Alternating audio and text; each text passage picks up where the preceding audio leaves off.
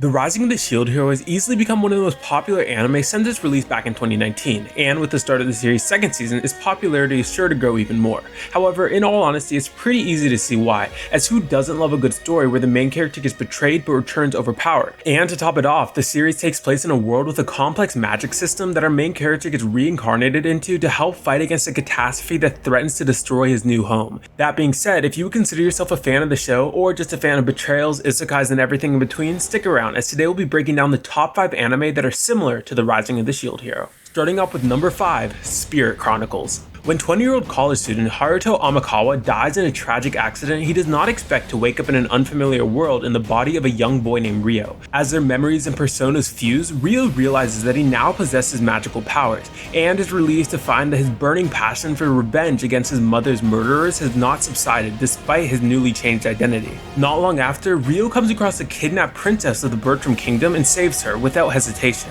To express his gratitude, the king grants him the opportunity to enroll in the Bertram Royal Academy. Believing this to be a new chapter in his life, he's excited to study at this prestigious academy, but life here proves to be much more difficult than he could have ever expected, as he is now the only slum dweller surrounded by the majestic children of nobles. If the plot in and of itself doesn't already give it away, the anime Spirit Chronicles shares many similarities with the Rising of the Shield Hero, most notably the fact that both main characters are isekai'd into a new world where they are heavily underestimated, criticized, and hated early on in the show, albeit for different reasons. In addition to that, both main characters experience trauma explained early on in the series, and thus developed appearing unaffected or stoic to their peers and strangers in order to emotionally protect themselves. Not to mention that because of this harsh treatment from the people in powers and their peers, both protagonists get banished and sent off on their own journey where they meet various comrades and gradually become overpowered through time, motivated by their anger and frustration. Number 4, Rokka, Brave of the Six Flowers. An ancient legend states that with the revival of the demon god, 6 heroes known as the Brave of the Six Flowers will be chosen by the goddess of fate, granting them powers to rise up against the fiends attempting to turn this world into a living hell. Adlet Meyer, the self-proclaimed strongest man in the world, has arrived in the continent of Pina in hopes of becoming a brave, and although things do not go as smoothly as he had planned it, Adlet is ultimately chosen as one of the 6 heroes. Shortly after, he is greeted by one of his fellow braves who also just so happens to be the Crown Princess of Pina. Rokka, Brave of the Six Flowers, follows the two as they embark on their destined journey to fight the demon god, intending to meet up with their fellow heroes at a small temple outside the land of the Howling Demons. However, when they finally unite, 7 heroes are present, and soon the others begin to suspect Adlet to be a fraud. Now on the run, Adlet must utilize his unique skill set and wit to fight for his life to identify which member of the group is a true imposter before it's too late. That being said, although this anime is not technically an isekai, it shares many similarities to the Rising of the Shield Hero in both its setting and plot, so I figured it would be a shame not to mention it on this list, as it's notable to state that in both series there's a group of fabled heroes that all possess distinctly different fighting methods and get summoned to fight against a catastrophe that reoccurs every several centuries. Not to mention that after getting chosen for their respective groups, our protagonists get framed along the way for something that they did not do, and must utilize their unique power and skill set to clear their name. So if your favorite parts of the Rising of the Shield Hero was the betrayal aspects and now for me being forced to fight against his fellow heroes to prove his true intentions, then Rokka, Brave of the Six Flowers is definitely an anime that you need to check out. Number 3, How Not to Summon a Demon Lord.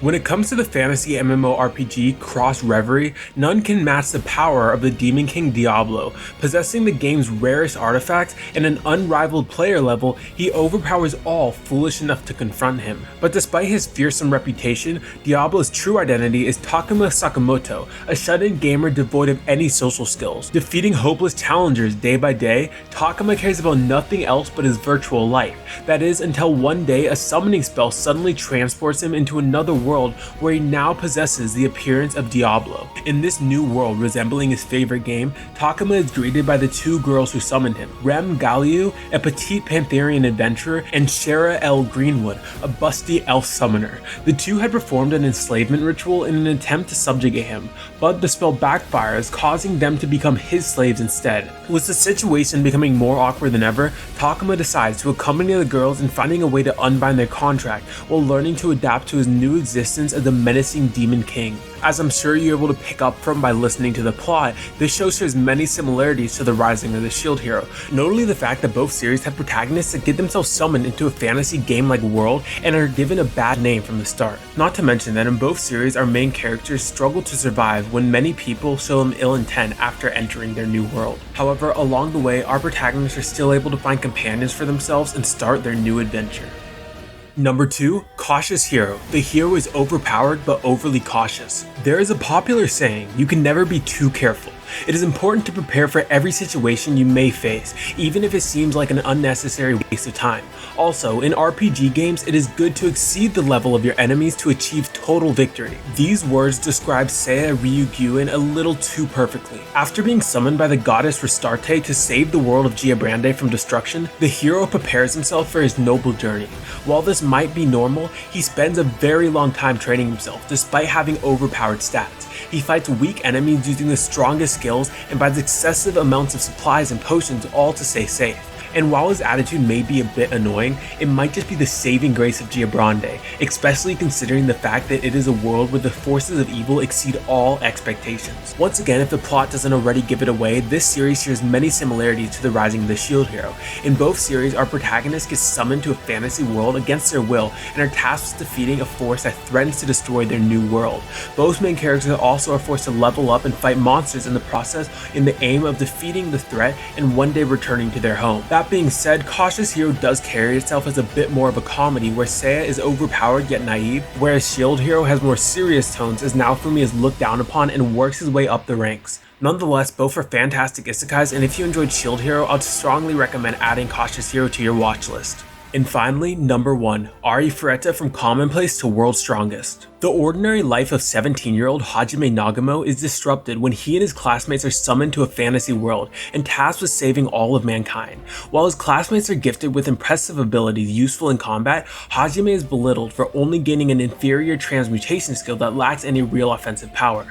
During an expedition in the Great Orc's Labyrinth, Hajime is betrayed by one of his classmates, plummeting him into the bottom of an abyss. Though he survives his fall, Hajime is faced with menacing monsters and misfortunes that send him spiraling into a grim nightmare. Desperate to live and return home one day, he resolves to fight for his survival, only to meet an imprisoned vampire he named Yue, who is also seeking to escape the labyrinth. Taking an interest in him, Yue and a few others along the way accompany Hajime on his journey to find his way back home, while steadily transforming from commonplace to the world's strongest. Now, I'm sure this is a series that many of you have waited for on this list, as it by far shares the most similarities with Rising of the Shield Hero. As in both series, our main character is a guy who is dragged into another realm and has to finish a certain quest in order to get back to his world. In addition to that, in both isekais, our protagonist is somebody who is seen as weaker compared to the other people who are dragged into the realm with them. This results in constant humiliation and discrimination from their comrades, which ultimately leads to a scenario which our main character gets backstabbed by the people he thought to be their allies. After facing the horrific consequences of being backstabbed, our protagonist sets out on a solo journey and meets female party members along the way. And in both cases, our main heroes are forced to get stronger as fast as possible to the point in which they are overpowered and the others are forced to change their opinions on them. And thus, their adventure depicts how they deal with their newfound power as they are slowly able to get revenge against those in which they once thought to be their allies. Well, there you have it. My list of the top 5 animes that are most similar to the Rising of the Shield Hero. If you made it to the end of this video and enjoyed it or found it helpful, hit the like button and consider subscribing for future anime recommendations. In addition to that, leave your favorite animes down below in the comment section and I may be using one of them in a future video similar to this one. But as always, it's been Otaku Haven, and until next time, signing out.